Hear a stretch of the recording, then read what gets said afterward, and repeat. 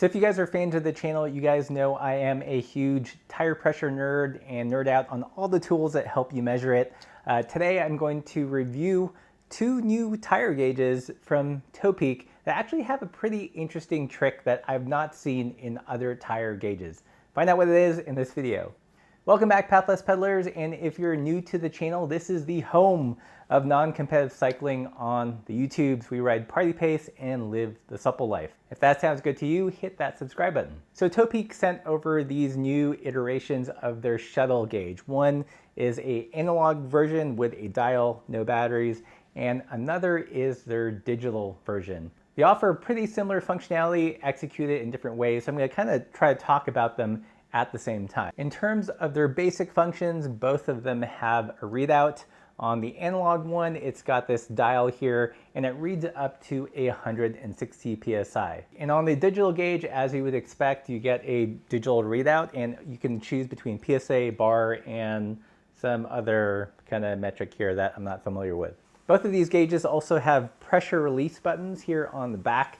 So when you put on your tire, you can really fine tune it by letting air out to hit that ideal PSI. They also both work on Presta and Schrader valves. You do have to do that thing where you undo this front cap here and flip the rubber gasket so you have a better fitting on whether you're using a Presta or Schrader valve.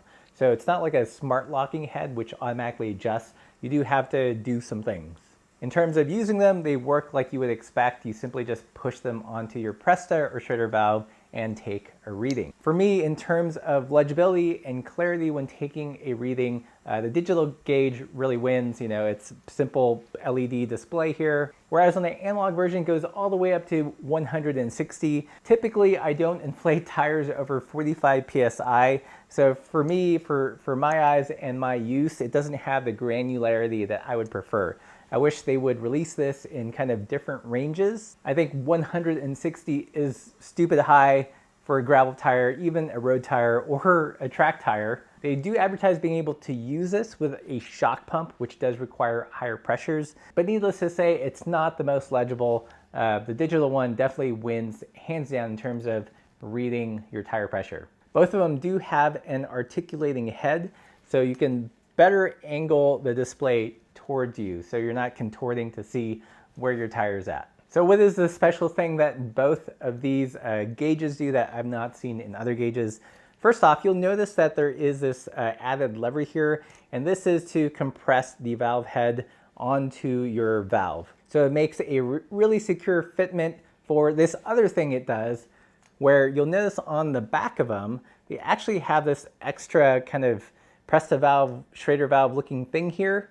And this allows you to connect this to a hand pump or a floor pump that you may already own that doesn't have a gauge or the gauge is inaccurate, and pass air through while taking a reading. So you can see this one right now is set up for a Schrader valve, but you can unscrew this little piece here, and it's got something that looks like a Presta valve stem. So this works with any pump that'll take a Presta valve. So definitely Topeak pumps as well as Silca pumps or any hand pump. I think this is super clever. Both the digital and the analog gauge have this, and you can see why there is this extra locking lever here. It's so that you can connect this to your valve and then connect your pump to this if you want to use it as a pass-through gauge. So I know what you're thinking, why would you ever want to do this?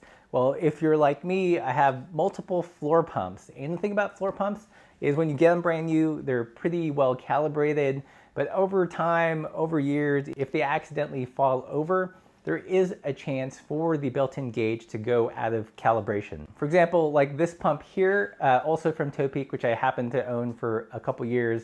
It's a great pump, dual chamber, really fast to inflate. But within the first year I got it, it accidentally fell over, and when it fell over, it knocked the calibration completely out of whack.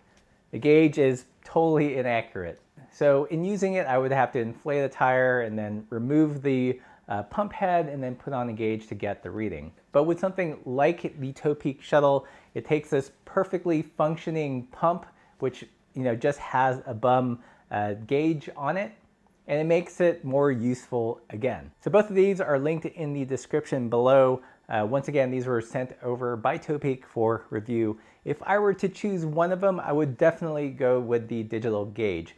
While I like the analog nature of the dial and the lack of batteries, the readout is just too hard for me. It's not very legible, especially in the air pressure ranges that I'm usually in. I'd love to see a lower pressure gauge version of the analog one. I think it would be more useful for mountain biking and gravel. As it is, 160 PSI, definitely not supple. The digital gauge, on the other hand, really easy to read. A little bit more of it to hold onto, so less likely to drop it. One of my big problems with the older Topeak digital gauge was battery life. I've not had this one long enough to comment whether that's improved or not, but that is one thing to consider. What do you guys think of this shuttle ability of the gauges? Is it actually useful or just a gimmick? Let me know in the comments below. And if you haven't already, please subscribe. So close to 100,000. Let's make it happen in the next couple months at least. As always, keep the supple side down.